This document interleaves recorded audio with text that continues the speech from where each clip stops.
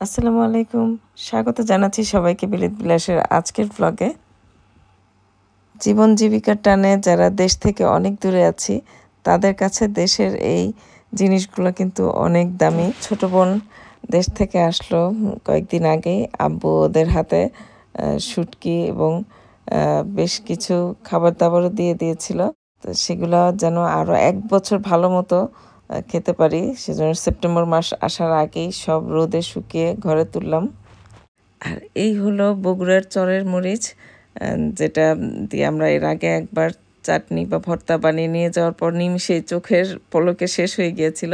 এই মরিচের ভর্তা বা ঝোল যাই করি সেটাই কিন্তু খুবই সুন্দর কালার হয় এবং খেতে খুব স্বাদ। জুলাই আগস্ট মাস তো এই জায়গায় বাচ্চাদের স্কুল ছুটি থাকে, তো অনেকে এই টাইমে দেশে যায়। আর বাংলাদেশে যাওয়া মানে এরকম মজার মজার খাবার দাবার নিয়ে আসা। তা আমাদের এক ছোট বোন এখানকার ফারহানা, ও গিয়েছিল দেশে চাঁপাইনবাবগঞ্জে স্পেশাল কালাইয়ের আটা সহ উত্তরবঙ্গের আরও মজার মজার কিছু খাবার, যেমন কুমড়া বড়ি, আচার, এগুলো সবই নিয়ে এসেছে।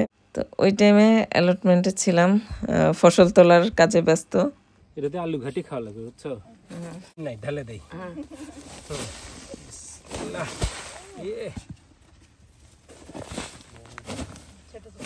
আলু চলে যাচ্ছে এদিক ওদিক। গ্লাভস নিয়ে আসি তারা। তো ওদেরকেও বললাম যে চলে আসো একসাথে ফসল তুলি। তো প্রথমেই ফসল তোলা শুরু করলাম লাল আলু দিয়ে। এই যে দেখো এদিকে অনেক আছে। এই দেখো এগুলোর নিচে নিচে কতগুলো, এগুলো বড় হওয়ার টাইম পায়নি, সুযোগই পাইনি। সবথেকে মানে দামি সবজি, সবার প্রিয় সবজি। মজাদার একেবারে। হ্যাঁ, বিসমিল্লাহ। গোপনে লুকাইছিল না, ই করতে পারি না, সাহস করতে পারি না, যারা ক্লিন করে সবই বড় বড় হয়েছে। এই যে কি ময়লা, মাটি লাউ, এগুলোকে বলে মাটি লাউ, মানে জমিতে যেটা হয় ওটার নাম হলো মাটি লাউ। এই যে মোটামুটি কতগুলো লাউয়ের গাছ লাগাইছিলেন এবার? নো, এটা মনে হয় খাওয়া যাবে না, বেশি বড় ইয়ে হয়ে গেছে। এটা এটা ভাজি করতে হবে। হ্যাঁ, ভাজির জন্য কুচি কুচি করে। ওরে বাবা, মাশাআল্লাহ মাশাআল্লাহ। এইগুলা ছোটতেই খেয়ে ফেলতে হয়। আমি দেশে থাকতে মনে পড়ে না যে আমি লাউ কখন মানে বুঝে খেয়েছি যে লাউ খাচ্ছি আজকে। এই সাইজের লাউ এরকম আমার মনে হয় এটা 4 কেজি হবে ওজন। সবার বাসার ছাদে মিষ্টি কুমড়ার গাছ। ওটা একটু গরম লাগে মনে হয়। ওই যে ওইদিকে দেখো তো, ওইটা কি সাইজ? তোলা যাবে। এই দুটো একদম আমি সুপ বানাইতে চাইলাম যে এই দুই কচি দুইটা।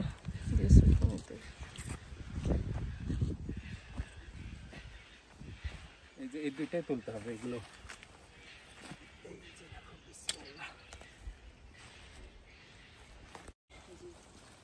আমার বাড়ির লাউ তো বড় হাফ ওয়েতে হয়ে গেছে, এতটুকু হয়েছে। এখন গোপনে গোপনে জায়গায় জায়গায় কত কিছু ফ্রিজেও রাখছি এবার। আমার তো কত বছরের ভাইয়ের মধ্যে মানে যে 4-5টা আমরা খাইছিলাম। তো বিশাল বড় ওজন হয়ে গেল। এই জাতের লাউ হিসাবে এটা বেশ বড়। ওই সাইডে তো আর নাই পুরাটাই। পলিথিনের ভিতরে দুটো গাছ দিয়েছিলাম, সেটা থেকে এই পর্যন্ত বেশ কয়েকবারই হারভেস্ট করেছি। এই হচ্ছে আমাদের কেরালা সিম, এত সুন্দর লাগে যখন এরকম থোকায় থোকায় ধরে থাকে। গাছগুলো কিন্তু অনেক বড় হয় এবং গোড়া থেকে সিম হওয়া শুরু হয় একদম নিচে থেকে। কোন জায়গা থেকে দেখো, তো তাও অনেক তোলা হয়েছে, এখনো আছে। কিন্তু ঘাস সিম হবে নাকি? ঘাসের সাথে হবে এগুলো নেক্সট উইকে তুলো। হ্যাঁ, এগুলো ছোট এখনো। এখানে কিছু আছে, যেগুলো বড় সেগুলো তুলে ফেলো।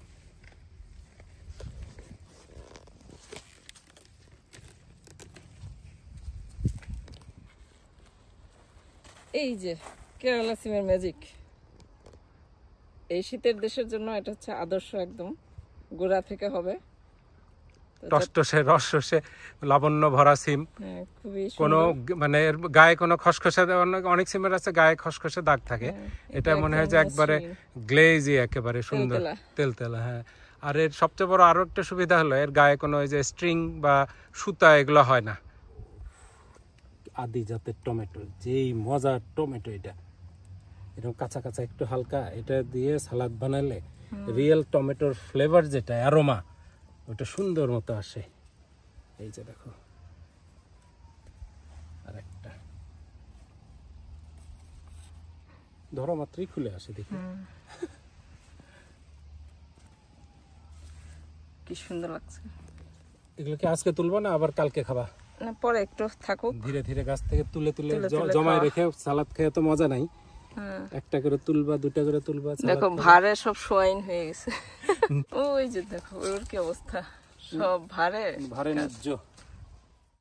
সাধারণত জুলাই মাস থেকে আমাদের হারভেস্ট শুরু হয়ে যায়, কিন্তু এই বছর যেহেতু একটু দেরি করেই আমরা বাগানে দিতে পেরেছি, তারপরও আলহামদুলিল্লাহ ভরপুর সবজি ছিল পুরা সামারের সিজনটাতেই। তো এই হলো আজকের বাজার সদাই। ফারহানাদের বিদায় দিলাম এবং আরও কিছু সবজি বিভিন্ন জায়গায় পাঠাতে হবে, আর কিছু আমরা নিজেরা খাবো, ফ্রোজেন করব, সে কারণে সব বাসায় নিয়ে আসলাম। আল্লাহ তাআলার অশেষ রহমতে আমরা বন্ধু পরিজন সবাইকে নিয়ে একসাথে খেতে পারছি আলহামদুলিল্লাহ। যাওয়ার আগে যেহেতু রোদ উঠেছিল, আমরা একটু কুমড়া বড়ি বাসায় বানানোর চেষ্টা করেছি। এদিকে ফারহানাও কুমড়া বড়ি গিফট করেছে, আবার বাসায় আমরাও বানিয়েছি। তো এটা বাজার থেকে কেনা কুমড়া দিয়েই করেছি, কারণ আমাদের কুমড়া তখনও অতটা বড় হয়নি। চিন্তা করলাম এরকম ফ্রেশ ফ্রেশ সবজি তুলে যদি কুমড়া বড়ি দিয়ে না খাওয়া হয়, বিভিন্ন মাছ দিয়ে এরকম ঝোল করা, তাহলে কিভাবে হয়, সেই উদ্দেশ্যেই কুমড়া বড়িগুলো করা। তো চিংড়ি দিয়ে টাটকা টাটকা লাউ রান্না করলাম, আর আমাদের এই মজাদার সিম, নতুন আলু, বেগুন আর দেশ থেকে আনা বাঙালি নদীর বেলে মাছ দিয়ে ঝোল রান্না করলাম একটা। আর নামানোর আগে দিয়ে দিলাম আমাদের সেই বিখ্যাত ঘি নাগা, ঘ্রাণটা সুন্দর আসার জন্য, আর তৃপ্তি করে খাওয়া। এবছরের শেষ পেট মোছা ব্লুবেরি তোলা হইতেছে। প্রচুর খেলাম আলহামদুলিল্লাহ। এবার এখনো আছে, কিন্তু কোনো একটা কারণে ক্যামেরায় দেখি চোখে পড়ে না, মোবাইল ধরলে। আসলে পাশাপাশি আমাদের এখানে একটা ছোটখাটো লাউয়ের গাছ লাগানো আছে, এটা অবশ্য বড় একটা পটে দিয়েছি, 90 লিটার পট। আর এই পাশে সেই ভাইরাল কেরালা সিম খেতে খেতে খেতে খেতে এখনো এইটুকু অবস্থায় আছে, তাও প্রচুর। এই যে A to Z বলতে গেলে আগাগোড়া, A to G আগাগোড়া। এই 2-3 দিন আগে আমরা প্রায় 2 কেজির মতো তুলেছিলাম, এখন একবারে শেষ মোছামুছি, যে পরিষ্কার। এগুলো শেষের দিকে এসে বেশি দিন থাকে তো গাছে, আর পাখি তো খেয়েছে মাশাআল্লাহ, মানে আনলিমিটেড। পাখির জন্য এবার খুবই ভালো ছিল সিজনটা। আর শেষের গুলো হয় অনেক মিষ্টি, কারণ অনেক দিন থাকে, পাকার পরে ইচ্ছা মতো মানে ঝুলে থাকে, আরো মজা। সেপ্টেম্বর মাস আসার শুরুতেই একটু মনটা খারাপ হয়ে যায় যে এই সুখের দিনগুলো আস্তে আস্তে শেষ হয়ে যাচ্ছে। তবে এটাও ঠিক, শেষ না হলে শুরুটা হবে কিভাবে আবার।